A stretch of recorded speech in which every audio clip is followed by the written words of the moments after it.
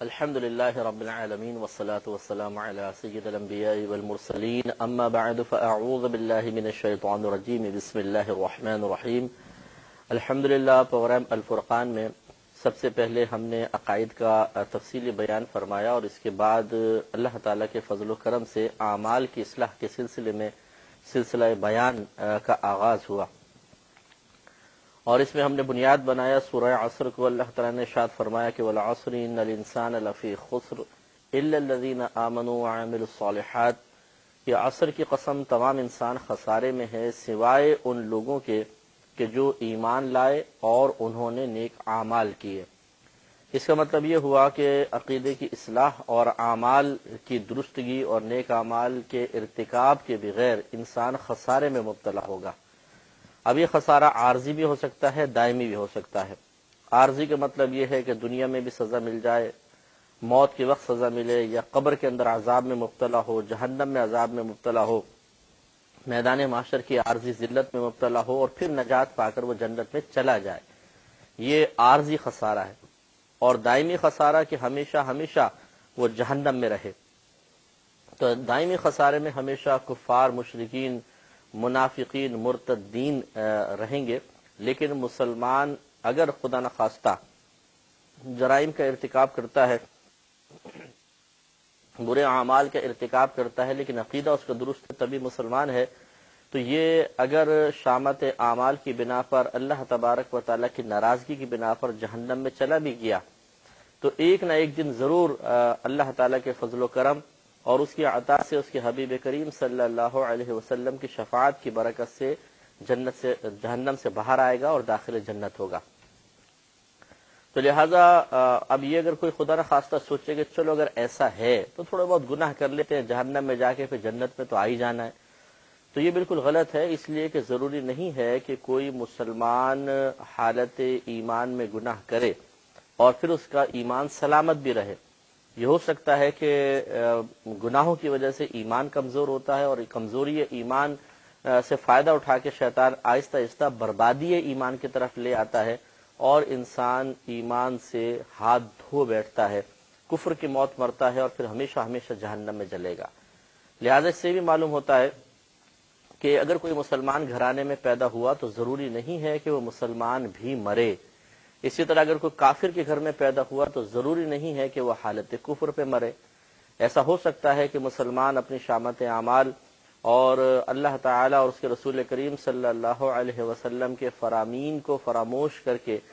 غلط کام کر کے اپنے ایمان کی بربادی کا سامان کر لے، اور اس کے برعکس ایک کافر اچھے اعمال کا ارتکاب کر کے اللہ تبارک و تعالی کو کسی ذریعے سے راضی کر کے دولت ایمان کو پا کر اور دائمی فلاح کو حاصل کر لے۔ اس لیے ہمیں ڈرنا چاہیے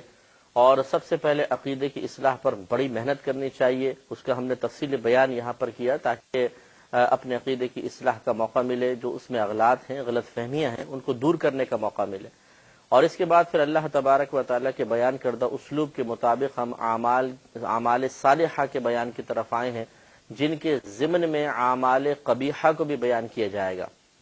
یعنی اچھے نیک اعمال کے ساتھ ساتھ برے اعمال جو ان کی ضد ہے۔ جیسے ہم نے اخلاص کو بیان کیا تو اس کے ساتھ ریاکاری اور سمعہ یعنی اپنے اعمال کو سنا کر عزت سمیٹنا، اس کی مذمت کا بیان بھی ہوا، اور اس کے بعد پھر ہم نے توبہ، اس کے مقابلے میں عدم توبہ کا بیان چلا، پھر صبر اور اس کے مقابلے میں بے صبری کے بارے میں تفصیلی کلام ہوا۔ اب انشاءاللہ جو جس چیز کا ہم نے انتخاب فرمایا ہے وہ بخل ہے۔ یہ ایک قلبی کیفیت ہے اور یہ اس کے اثرات ہمارے ظاہری اعضاء پر نمودار ہوتے ہیں، اور جس کی بنا پر ہم بے شمار نقصانات کا شکار ہو جاتے ہیں۔ نہ صرف ہم ہوتے ہیں بلکہ ہماری وجہ سے دوسرے بھی ہو جاتے ہیں۔ اور اس کے مقابلے میں سخاوت و ایثار ہے۔ بنیاد ویسے سخاوت و ایثار کو بنانا چاہیے کہ اعمال صالحہ، پھر اس کے مقابلے میں دوسری چیز، لیکن یہاں سخاوت اور ایثار یہ ہم پہ کوئی لازم نہیں ہے، کریں گے بہت اچھی بات ہے لیکن لازم نہیں ہے۔ اس کے برعکس بخل سے بچنا یہ فرض ہے، اگر نہیں بچیں گے تو قابل گرفت ہو جائیں گے۔ تو ہم سب سے پہلے بخل کی تعریف پر آتے ہیں اور اس کے بعد پھر بخل کی مذمت آپ کی خدمت میں عرض کریں گے، تاکہ اندازہ ہو کہ یہ بخل کتنی خطرناک چیز ہے، اور اگر ہماری ذات میں موجود ہے تو ہم اسے اپنے ذات سے دور کر کے، اس برے وصف کو دور کر کے اپنے آپ کو اللہ کا پیارا بنانے کی کوشش کریں۔ تو بخل کا مطلب یہ ہوتا ہے کہ اللہ تبارک و تعالی کی نعمت کو جہاں خرچ کرنے کا حکم ہے، انسان مال سے محبت کی بنا پر یا اور مصالح کی بنا پر اس جگہ مال کو خرچ کرنے سے رک جائے۔ عموماً یہ مال کی محبت کی وجہ سے ہی ہوتا ہے، کچھ ہم نے اور بھی کہا کہ اس کے علاوہ بھی، لیکن حقیقتاً یہ مال کی محبت ہوتی ہے جو اس مقام پر بھی پیسہ خرچ کرنے سے انسان کو روک دیتی ہے جہاں پر شریعت کا تقاضا ہے کہ پیسہ خرچ کیا جائے۔ مثال کے طور پر بہت سے لوگوں کو آپ دیکھیں گے وہ زکوٰۃ ادا نہیں کرتے، وجہ کیا ہے؟ مال کی محبت، کہ مال کی محبت کی بنا پر جس مقام پہ پیسہ خرچ کرنے کا حکم تھا، یعنی زکوٰۃ دو، ہم نے نہیں دی تو یہ بخل ہے۔ اسی طریقے سے بیوی بچوں کا نان نفقہ ہم پر واجب ہے۔ بہت سے لوگ ایسے ہوتے ہیں کہ جو بیوی بچوں کو تنگ رکھتے ہیں، دوستوں پہ ہزاروں روپے خرچ کر دیں گے، یہ بھی ایک عجیب نفسیات ہوتی ہے، لیکن بیوی بچوں پہ پیسہ خرچ کرنے کو بخل سے مطلب وہ فضول خرچی سے تعبیر کرتے ہیں اور لعنت بخل میں مبتلا ہو جاتے ہیں۔ یہ گناہ ہے اور بخل ہے۔ اسی طریقے سے قربانی کا لمحہ آیا، فطرہ ہے، بعض لوگ حج سے بھی اسی لیے رک جاتے ہیں کہ 2-2.5 لاکھ لگ جائیں گے، نہیں بھائی ہم تو نہیں جا رہے، اچھا چلے جائیں گے، بعد میں چلے جائیں گے، اور اسی طرح ٹال مٹول کرتے کرتے ایک دن وہ حج پہ تو نہیں جاتے، ہاں لوگ اٹھا کے انہیں قبر میں ضرور پہنچا دیتے ہیں۔ تو اس لیے جس مقام پہ خرچ کرنے کا حکم ہے اس مقام پر خرچ نہ کرنا یہ بخل کہلاتا ہے۔ اب یہ بخل کے درجات ہوتے ہیں، بعض اوقات تو بخل کفر بن جاتا ہے، یعنی اگر انسان حلال سمجھ کر بخل کرے گا کہ میرے لیے زکوٰۃ سے پیسہ روکنا حلال ہے، قربانی سے پیسہ روکنا حلال ہے، میں حج نہ کروں پھر بھی حلال ہے میرے لیے مال کو روکنا بخل کی وجہ سے، تو معذاللہ تو کفر تک پہنچائے گا، اس لیے کہ اس مقام پر اظہار سخاوت، اس مقام پہ پیسہ خرچ کرنا ہی شریعت کو مطلوب ہے، اور اس کے مقابلے میں انسان کہتا ہے کہ نہیں میں تو میرے لیے ضروری نہیں ہے بھائی، میں تو نہیں کروں گا خرچ، یہ تو ٹیکس ہے وغیرہ وغیرہ۔ جیسے کہ حضرت ابوبکر صدیق رضی اللہ تعالی عنہ کے دور میں منکرین زکوٰۃ پیدا ہو گئے تھے، اور ان کا نعرہ یہی تھا کہ یہ تو ایک ٹیکس کی سی صورت ہے جس کو جو کافر دیتے تھے، جزیہ جس کو کہتے تھے، کہ جب مسلمان کسی ملک پر، کافر ملک پر یا شہر پہ غالب آتے تھے تو وہاں کے لوگوں کو کہتے تھے کہ یا تو تم اسلام قبول کر لو، اگر اسلام قبول نہیں کرتے ہو تو ہمارے ماتحت آ جاؤ، تو ہم تمہاری حفاظت کریں گے، تمہیں ہر قسم کی مذہبی آزادی ہوگی، اور آپ اس ملک میں پھر رہنے کا ٹیکس ہمیں دے دیں۔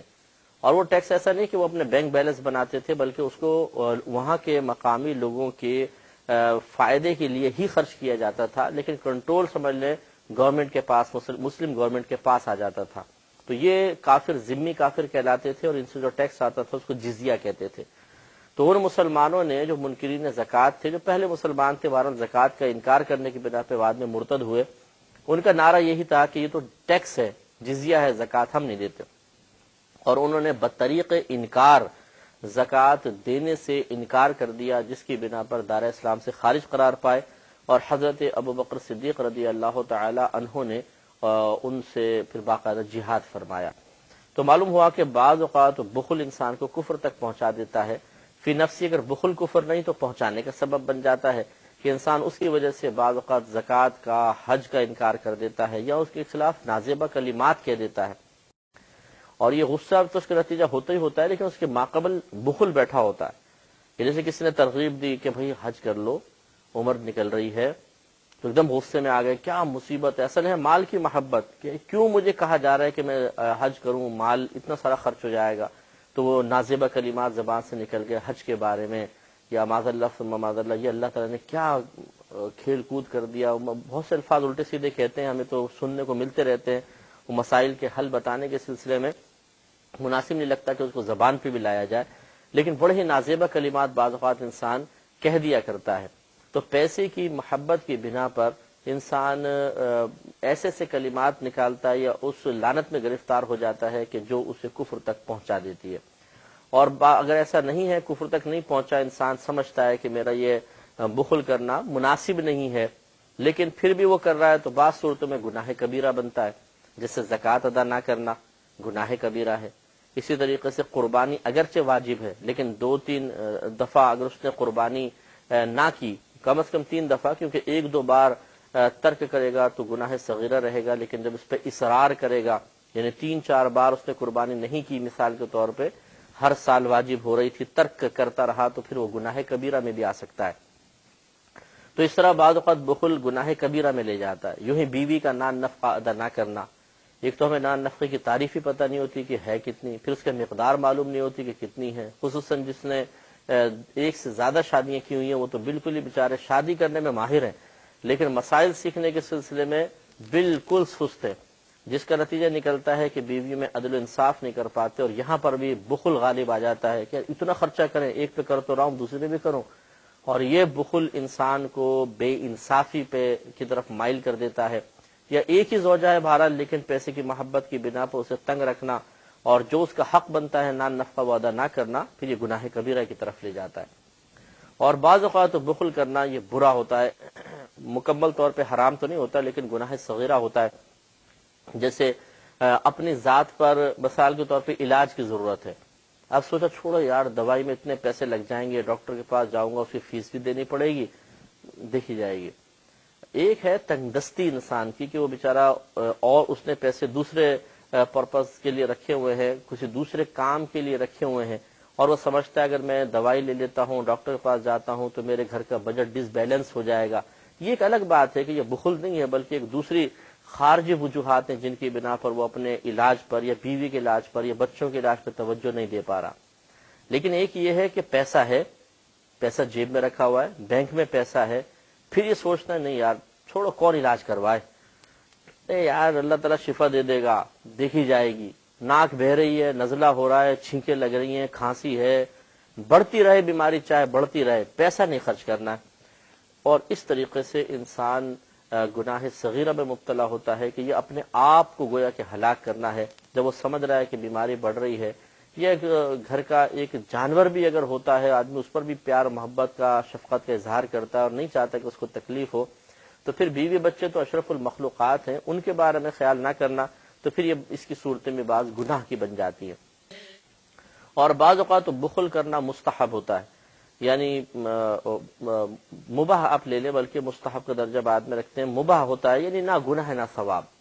یہ بھی نہیں ہونا چاہیے، کیونکہ اگر ایسے مقامات پر بخل کیا جہاں اگرچہ شریعت کا مطالبہ خرچ کا مطالبہ نہیں تھا لیکن پھر بھی مناسب نہیں تھا، کیونکہ یہ پھر آہستہ آہستہ بڑے بخل کی طرف لے جائے گا۔ مثلا دوستوں کے ساتھ بیٹھے ہوئے دوستوں نے کہا چائے پلاؤ، اور یہ کوئی مطالبہ روزانہ کا نہیں ہے بلکہ ہوتا ایسے ہے کہ گیدرنگ کے اندر کبھی کوئی چائے پلا دیتا ہے، کبھی کوئی چائے پلا دیتا ہے۔ اب یہ سوچا کہ ارے یار ان کو چائے پلاؤں گا اتنے پیسے خرچ ہو جائیں گے، چھوڑو نہیں پلاتا ہوں۔ تو یقینی سی بات ہے چائے پلانا کوئی فرض واجب تو نہیں ہے، اور اگر نہیں پلاتا پھر بھی کوئی قابل گرفت نہیں ہے، لیکن اب یہ نہ پلانا اصل میں مال کی محبت کی وجہ سے ہے، جیب میں پیسہ بھی ہے، سب کچھ ہے، دوست بھی پرانے ہیں، ان کا بھی کھاتے رہے انسان، کئی کے دفعہ دعوتیں کھا لی ہیں، لیکن جب اپنے کھلانے کی باری آتی ہے تو پھر ہاتھ تنگ ہو جاتا ہے کہ چھوڑو یار کون کھلائے۔ تو ایسے دوست مشہور بھی ہو جاتے ہیں، سب ان کو پھر اچھی طرح اس کا مذاق بھی اڑاتے ہیں کہ وہ کنجوس آ گیا، کنجوسوں کا بادشاہ آ گیا، اور اس طریقے سے آدمی ان القابات کو قبول کر لیتا ہے، ارے کہتے رہو بھائی کچھ بھی کہتے رہو، پیسہ نہیں خرچ کریں گے۔ تو یہ بڑی خطرناک چیز ہے کہ یہ جب اس مقام پر انسان بخل میں مبتلا ہو رہا ہے، اگرچہ یہاں خرچ کرنا کوئی لازم نہیں تھا، تو اور یہاں پر اگر پیسہ روکا بھی تو قابل گرفت نہیں ہے شرعاً، لیکن اب جب اس مقام پہ خرچ کرنا گراں گزرنے لگا، اب وہ اگلے لیول پر پہنچے گا، بیوی بچوں پہ خرچ کرنا وہاں پہ بھی گراں گزرے گا، پھر زکوٰۃ فطرے وغیرہ کے اندر وہاں پہ بھی ٹال مٹول پیدا ہوگی،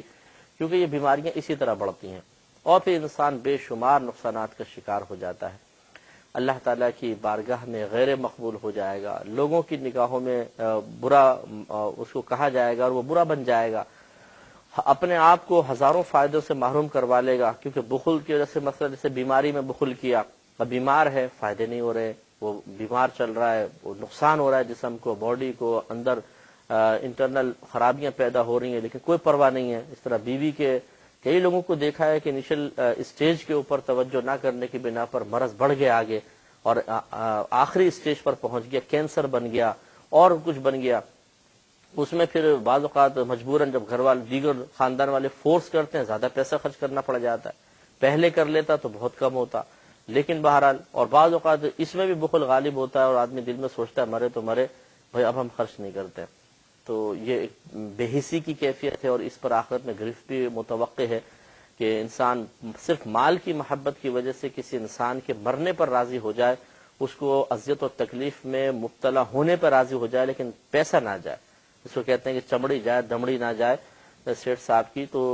لیکن وہی شعر کسی نے بہت اچھی بات کہی ہے کہ سیٹھ جی کو فکر تھی ایک ایک کے 10 کیجئے، موت آپ پہنچی کہ صاحب جان واپس کیجئے. تو پھر یوں ہی ہوگا کہ سیٹھ صاحب مال سمیٹ کے پڑے رہیں گے اور پھر سینے سے لگا کے وہ قبر کے اندر پہنچ جائیں گے. تو یہ بخیلوں کا انجام یہی ہوتا ہے. بخیل شخص کو موت کے وقت انتہائی سخت حسرت ہوتی ہے، کیونکہ وہ مال کی محبت کی وجہ سے مال کو اپنے پاس رکھتا ہے، لیکن پھر آہستہ آہستہ مال اس سے چھنتا ہے، اور خصوصاً مرنے کے وقت وہ ڈھیروں کے قریب مال، بڑا بینک بیلنس، بڑے کاروبار سب ختم ہو جاتے ہیں، اور اس کو مرتے وقت بہت شدید اذیت ہوگی. دیگر کوئی اللہ تعالیٰ کی طرف سے مسلط کردہ عذاب ہو، ایک الگ بات ہے، لیکن صرف یہی کہ مال کے چھن جانے کا غم اور حسرت انتہائی شدید قسم کا اپنے ساتھ درد لے کر آتی ہے. اللہ تعالیٰ ہم سب کو اس سے محفوظ فرمائے. تو یہ ایک بری لعنت ہے، بری چیز ہے. اگر ہمیں اپنے اندر محسوس ہو کہ پیسہ خرچ کرتے ہوئے ہاتھ تنگ ہو جاتا ہے، ہم ہاتھ روک لیتے ہیں، اور دل نہیں چاہتا کہ مال مجھ سے جدا ہو اور دوسرے کے پاس پہنچے یا کسی مقام پہ خرچ کروں، اور خصوصاً وہی بخل کی جو تعریف اپنے پیش نظر رکھیں کہ جس مقام پر پیسہ خرچ کرنا یا اللہ کی نعمت کو خرچ کرنا شریعت کو مطلوب و محبوب ہو، یہ شریعت اس مقام پہ خرچ کرنے کا حکم دیتی ہو، اس مقام پہ مال خرچ کرنے سے رک جانے کا نام بخل ہوتا ہے. اور یہ عموماً چونکہ مال کی محبت کی وجہ سے ہوتا ہے، اس لیے ہم اس کو مال کی محبت کے ساتھ مقید بھی کر سکتے ہیں کہ مال کی محبت کی وجہ سے جس مقام پر پیسہ خرچ کرنے کا حکم دیا یا نعمت خرچ کرنے کا حکم دیا گیا، ادھر پیسہ یا نعمت کو خرچ کرنے سے رک جانے کا نام بخل ہوتا ہے. یہ کس طریقے سے نقصان پہنچاتا ہے، اس پر ہمیں غور و تفکر کرنا ہوگا. اس کے برعکس سخاوت و ایثار کے کیا فائدے ہیں، ان پر گہری نظر ڈالنی ہوگی. تو اس سے فائدہ یہ ہوگا کہ آہستہ آہستہ یہ بخل کی لعنت ہمارے دل سے دور ہو جائے گی، اور انشاءاللہ ہم سخی اور اللہ تعالیٰ کی بارگاہ میں صاحب ایثار کہلائیں گے، اور اس کے بڑے فائدے ہیں. انشاءاللہ نیکسٹ پروگرام سے ہم اس کا آغاز کریں گے. تمہیدی سمجھ لے ایک پروگرام تھا. وآخر دعوانا ان الحمدللہ رب العالمین.